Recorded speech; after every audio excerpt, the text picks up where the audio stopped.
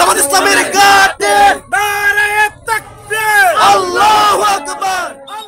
বাংলাদেশ জামাতে ইসলামী বাঁশখালী উপজেলা যুব বিভাগের বিশাল র্যালি ও সংক্ষিপ্ত সমাবেশ অনুষ্ঠিত। চট্টগ্রামের বাঁশখালী হতে আমানত করিমের প্রতিবেদনে বিস্তারিত। মহান বিজয় দিবস 16 ডিসেম্বর উপলক্ষে চট্টগ্রামের বাঁশখালীতে বর্ণাঢ্য র্যালির আয়োজন করেছে বাংলাদেশ জামাতে ইসলামী বাঁশখালী উপজেলা যুব বিভাগ। 16 ডিসেম্বর সকাল 11টায় বর্ণাঢ্য র্যালিটি জলদি মিয়ার বাজার কেন্দ্রীয় জামে মসজিদ গেট থেকে শুরু হয়ে বাঁশখালী প্রধান সড়ক হয়ে দারোগা বাজার গিয়ে শেষ হয়। র্যালি ও সমাবেশে প্রধান অতিথি হিসেবে উপস্থিত ছিলেন চট্টগ্রাম দক্ষিণ জেলা জামাতের সেক্রেটারি অধ্যক্ষ মাওলানা বদরুল হক।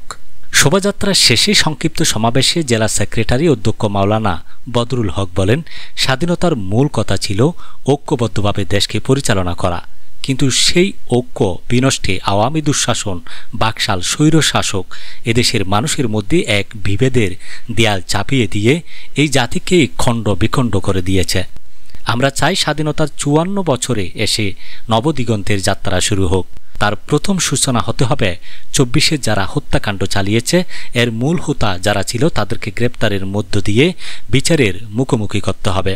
উপজেলা জামাতের সেক্রেটারি অধ্যক্ষ আরিফুল্লাহ এর সঞ্চালনায় ও উপজেলা যুব বিভাগের পরিচালক খোরশেদ আলম চৌধুরীর সভাপতিত্বে সমাবেশে বক্তব্য রাখেন দক্ষিণ জেলা জামাতের সহকারী সেক্রেটারি অ্যাডভোকেট আবু নাসের, জেলা কর্মপরিষদ সদস্য ইঞ্জিনিয়ার শহীদুল মোস্তফা, উপজেলা জামাতের আমির অধ্যক্ষ মোহাম্মদ ইসমাইল, পৌরসভা জামাতের আমির মোহাম্মদ আবু তাহের, দক্ষিণ জেলা শ্রমিক কল্যাণ ফেডারেশন সেক্রেটারি মোক্তার হোসেন শিকদার, উপজেলা জামাতের সাংগঠনিক সম্পাদক অ্যাডভোকেট GM সাইফুল ইসলাম, পৌরসভা যুব বিভাগের পরিচালক মোহাম্মদ হুবাইবুল ইসলাম প্রমুখ।